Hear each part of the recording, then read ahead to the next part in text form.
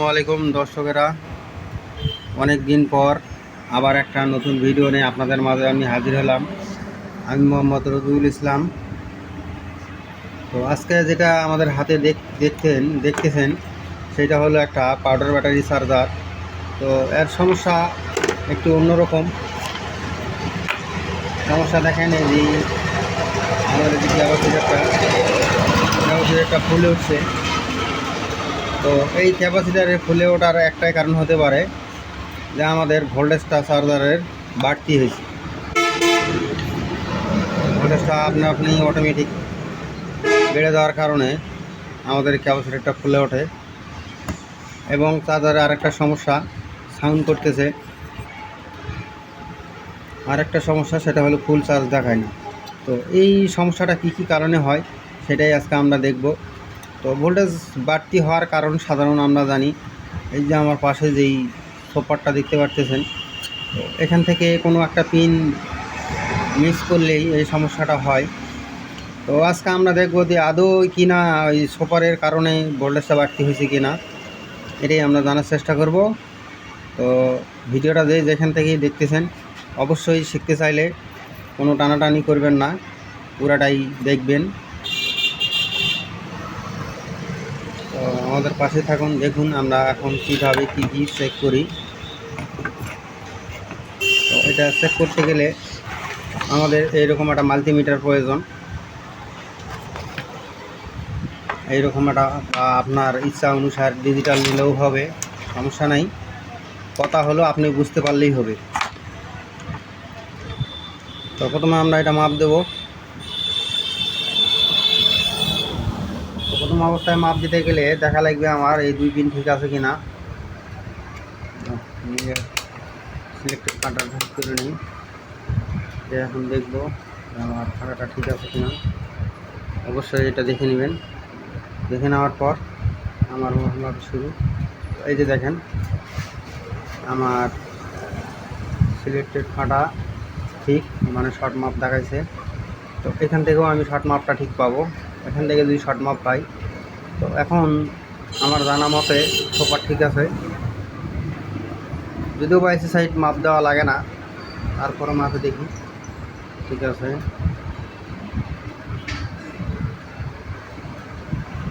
ঠিক আছে। তো আমরা এটা ভালো করে শেয়ার হওয়ার জন্য এই সোপারটা খুলে ফেলবো, খুলে দেখবো যে কী খবর।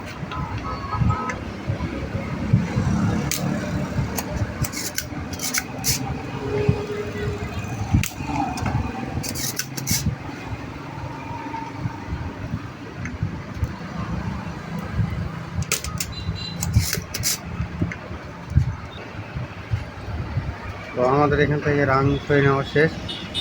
তারপর দেখেন এটা আমি টানি, ঠিক খোলে না। এটা খুলতে গেলে আমাদের এই যে কেবলটা এটা আছে, এটাও কাটে দেওয়া লাগবে। কেটে দিলাম। দেখেন এখন খুলে আসবে আমাদের এটা। এই দেখেন খুলে আসছে। তো আমরা এখানে দেখতেছি কোনো জায়গায় কোনো শর্ট নেই বা কোনো কাট নেই।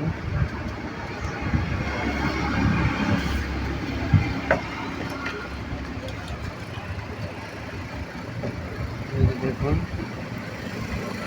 ঠিক আছে। চিকন যে দুইটা তার দেখতেছেন, একটু ভালো করে দেখো।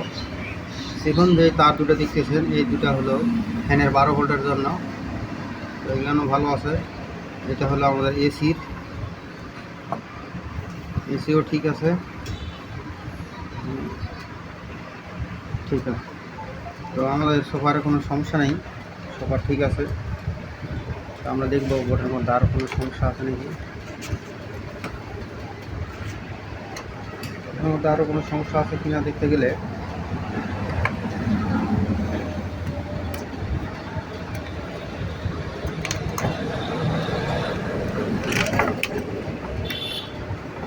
তো আমাদের এই ক্যাপাসিটারটা আমরা খুলে নেব।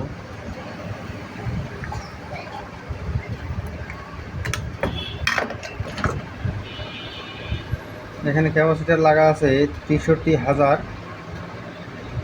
আসলে ক্যাপাসিটারটা পরে কিনা অত ভালো মানের ক্যাপাসিটার না। এখানে 63,000 ক্যাপাসিটার লাগালেও হবে, আর পরিবর্তে কম লাগালেও হবে। আসলে ক্যাপাসিটারটা খারাপ, আমরা এটা ফেলাই দেবো।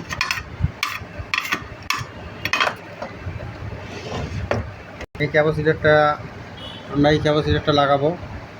এইটা হলো আমাদের অরিজিনাল ক্যাপাসিটার, চার্জারের মধ্যে যেটা থাকে। অরিজিনাল বলতে আমরা বুঝি যেটা চার্জারের মধ্যে ব্যবহার করা হয়। তো চার্জার থেকে অরিজিনাল ক্যাপাসিটার নিতে গেলে আমাদেরকে পুরাতন ক্যাপাসিটার নেওয়া লাগবে। পুরাতন ছাড়া অরিজিনাল হয় না।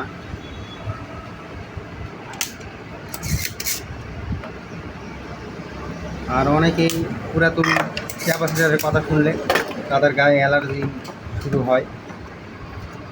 আসলেই এটা ঠিক না। তো ওই ক্যাপাসিটার লাগানোর একটা নিয়ম আছে, প্লাস মাইনাস দেখে লাগাতে হবে আপনাদেরকে। আমি প্লাস মাইনাস দেখে লাগালাম।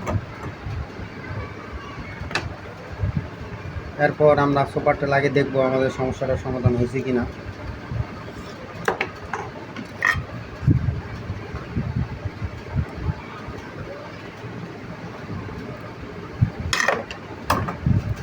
এটা লাগানোর একটা উল্টা সিধা আছে, তবে লাগানোর সময় খেয়াল করবেন, যতদূর পারবেন পরিষ্কার করে নেবেন।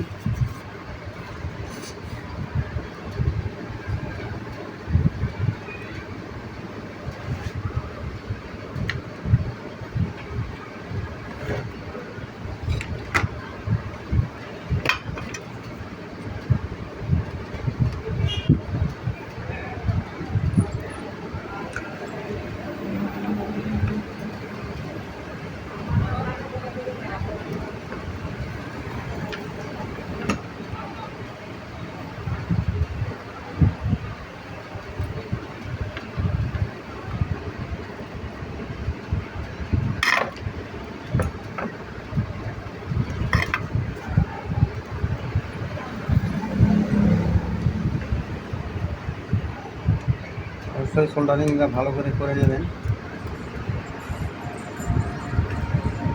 সোল্ডারিং ভালো করে না করলে সমস্যা আবার হবে।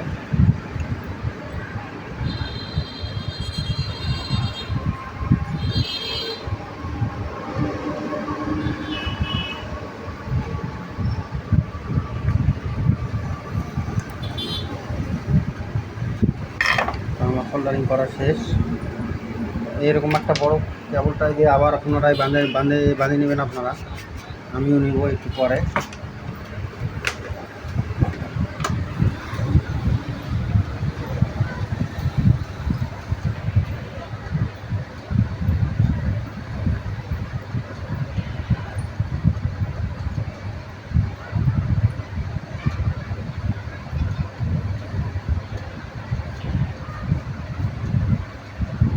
এখন দেখেন নতুন আরেকটা সমস্যা, আমরা সিরিজ বাল্বটা জ্বলতেছে। তার মধ্যে আর কিছু সমস্যা আছে।